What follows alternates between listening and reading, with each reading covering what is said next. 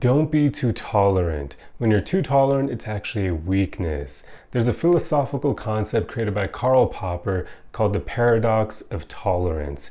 Basically, what he describes in it is that when people are too tolerant, they open the door to intolerance becoming a bigger movement, to it growing over time. And then after a while, the intolerant people will overthrow the tolerant and create an environment of intolerance.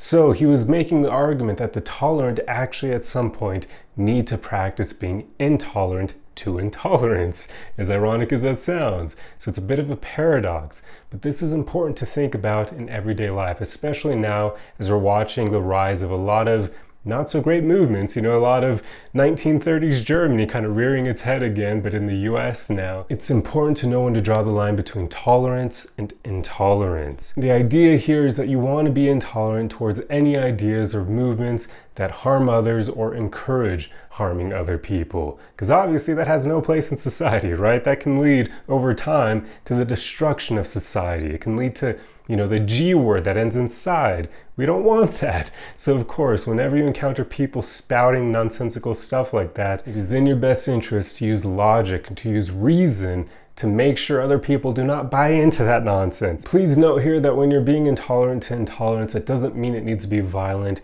If anything, you just need to use reason to disarm their stupidity, to make sure that people around them do not start buying into their nonsense and being encouraged to be violent towards others, to harm other people. So that's the important part here. It's finding ways to basically undermine any kind of ideas or movements that encourage harming others, because they are not good, they're not needed in society.